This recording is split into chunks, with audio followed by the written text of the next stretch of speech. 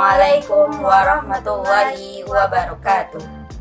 Bismillahirrahmanirrahim. Asyhadu an la ilaha illallah wa asyhadu anna Muhammadan abduhu wa rasuluh la nabiyya ba'da amma ba'du. Yang pertama, kita ucapkan rasa puja dan puji kehadiran Allah Subhanahu wa taala yang telah melimpahkan rahmat dan karunia-Nya kepada kita semua.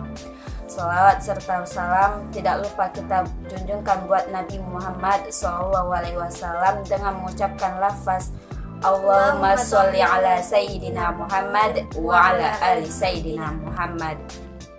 Yang terhormat kepada Bapak Dr. Asmenli SAG MPD selaku dosen manajemen pendidikan, seterusnya kepada teman-teman semuanya. Saya Dega Afriani dengan NIM 2130105012 dan saya Khairunisa dengan NIM 2130105024 akan membahas materi tentang manajemen pendidikan anak usia dini, dasar, dan menengah. Selamat menyaksikan. Hai, jangan di skip dulu ya. Teman-teman pasti penasaran kan, apa itu manajemen pendidikan anak usia dini, pendidikan dasar, dan pendidikan menengah? Yuk kita simak video berikut ini. Konsep manajemen pendidikan anak usia dini adalah suatu upaya mengelola, mengatur, atau mengarahkan proses interaksi eduktif antara peserta didik dan lingkungan secara teratur, terencana, dan tersistem untuk mencapai tujuan anak usia dini. Dalam perspektif pendidikan anak usia dini disebut usia lahir sampai masa keemasan pendidikan dasar yang merupakan sekaligus masa tahapan kehidupan. Selanjutnya, prinsip manajemen anak usia dini biasanya dilakukan oleh kepala sekolah atau pengelola PAUD. Ada 4 prinsip yang harus dilakukan manajemen yang dipimpinnya berfungsi secara baik. Yang pertama yaitu komitmen dan ketegasan, yang kedua profesionalisme, yang ketiga komunikasi dan koordinasi, yang keempat kompetisi. Selanjutnya, pendekatan manajemen anak usia dini.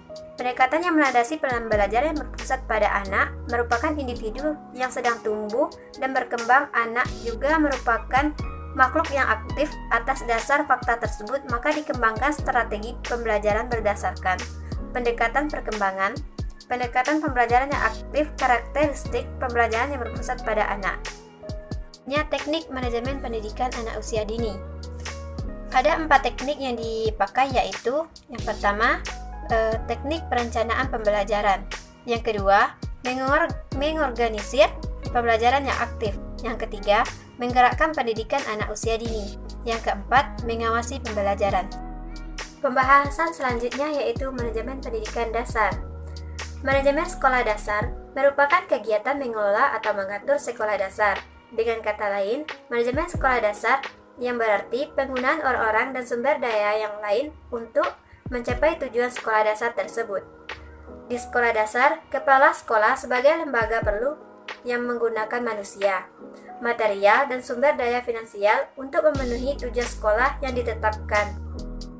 Ada 4 prinsip dalam manajemen pendidikan dasar, yaitu prinsip ekuifinalitas. Prinsip ini didasarkan pada teori manajemen modern yang berasumsi bahwa terdapat beberapa cara yang berbeda-beda untuk mencapai tujuan. Manajemen sekolah dasar menekankan fleksibilitas sehingga sekolah harus dikelola oleh warga sekolah menurut kondisi mereka masing-masing. Kedua, prinsip desentralisasi. Prinsip desentralisasi dilandasi oleh teori dasar sekolah dan aktivitas sekolah. Pengajaran tak dapat diletakkan dari kesulitan dan permasalahan pendidikan adalah masalah yang rumit dan kompleks sehingga memerlukan desentralisasi dalam pelaksanaannya. Yang ketiga, prinsip sistem pengelolaan mandiri. Prinsip ini terkait dengan prinsip sebelumnya, yaitu prinsip ekuifinalitas. Prinsip desentralisasi yaitu ketika sekolah menghadapi permasalahan, maka harus diselesaikan dengan cara sendiri. Sekolah dapat menyelesaikan masalahnya bila telah terjadi pelimpahan wewenang dan birokrasi di atasnya ke tingkat sekolah. Yang keempat, prinsip inisiatif manusia. Berdasarkan perspektif ini, maka manajemen sekolah bertujuan untuk membangun lingkungan yang sesuai untuk warga sekolah agar dapat bekerja dengan baik dan mengembangkan potensinya. Oleh karena itu, peningkatan kualitas pendidikan dapat diukur dari perkembangan aspek sumber daya manusianya. Prinsip ini mengakui bahwa manusia bukanlah sumber daya yang statis, melainkan dinamis. Baiklah, saya akan melanjutkan penjelasan dari Dega tadi, yaitu tentang pendekatan manajemen pendidikan dasar. Tahukah rekan-rekan pendekatan manajemen pendidikan dasar itu? Yang mana artinya pendekatan pendidikan dapat diartikan sebagai suatu proses, perbuatan, dan cara mendekati serta mempermudahkan pelaksanaan pendidikan. Jika dalam kegiatan pendidikan, metode berfungsi sebagai cara mendidik, maka pendekatan berfungsi sebagai alat bantu agar penggunaan metode tersebut mengalami kemudahan dan keberhasilan. Selanjutnya yaitu teknik-teknik manajemen pendidikan dasar. Ada 4. Yang pertama, ada mengidentifikasi dan menetapkan spesies dan perencanaan pembelajaran. Yang kedua, ada pertimbangkan dan memilih jalan pendekatan utama. Yang ketiga, ada mempertimbangkan dan menetapkan langkah-langkah. Ada yang keempat, yaitu mempertimbangkan dan menetapkan. Selanjutnya yaitu konsep manajemen pendidikan menengah.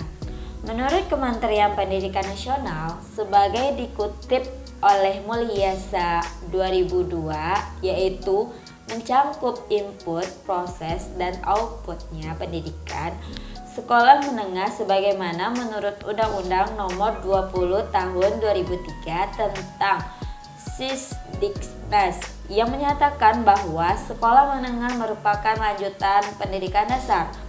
Sedangkan menurut PP Nomor 29 yaitu tentang tahun 1990 yang menyatakan bahwa pendidikan menengah adalah pendidikan yang diselenggarakan bagi lulusan pendidikan dasar. Baiklah, selanjutnya yaitu prinsip-prinsip manajemen pendidikan menengah. Ada 5. Yang pertama yaitu kemandirian. Kemandirian itu sekolah yang mandiri dapat diartikan sebagai sekolah yang mampu menyelesaikan segala permasalahan tanpa terlalu mengandalkan campur tangan dari pemerintah pusat. Yang kedua ada partisipasi. Partisipasi dapat dimaknai sebagai keterlibatan para pemangku kepentingan secara aktif. Yang ketiga ada kemitraan, yaitu suatu bentuk kerjasama antara sekolah dengan para pemangku kepentingan. Yang keempat ada keterbukaan, yaitu dapat membangun kepercayaan publik terhadap program-program yang dijalankan oleh sekolah tersebut. Yang terakhir ada akuntabilitas, yaitu memiliki arti suatu keadaan di mana suatu hal dapat dipertanggungjawabkan oleh sekolah. Selanjutnya yaitu pendekatan manajemen pendidikan menengah. Ada terbagi 4. Yang pertama yaitu perencanaan yang matang, di mana perencanaan yang matang itu merupakan proses yang sistematisnya disusun dan dirumuskan berdasarkan data yang dapat dipertanggungjawabkan. Yang kedua ada pengawasan, yaitu dapat diartikan juga sebagai upaya untuk mengamati secara sistematis dan berkesinambungan. Yang ketiga ada pelaksanaan, yaitu merupakan kegiatan untuk merealisasikan rencana menjadi tindakan nyata dalam rangka mencapai tujuan secara efektif dan efisien. Yang keempat ada pembinaan, yaitu rangkaian upaya pengendalian secara profesional. Selanjutnya yaitu tentang teknik-teknik manajemen pendidikan menengah. Ada terbagi menjadi 8. Yang pertama ada standar isi, yang kedua ada standar proses, yang ketiga ada standar kompetensi lulusan, yang keempat ada standar pendidikan dan tenaga kependidikan, yang kelima ada standar sarana dan prasarana, yang keenam ada standar pengelolaan, yang ketujuh ada standar pembiayaan, yang terakhir ada standar penilaian. Nah, setelah penjelasan tentang manajemen pendidikan usia dini, dasar, dan menengah, apakah rekan-rekan sudah paham? Jika belum, rekan-rekan bisa komentar di kolom chat kami. Sebelum itu, jangan lupa like, comment, share, and subscribe. Dan sampai berjumpa lagi. Assalamualaikum warahmatullahi wabarakatuh.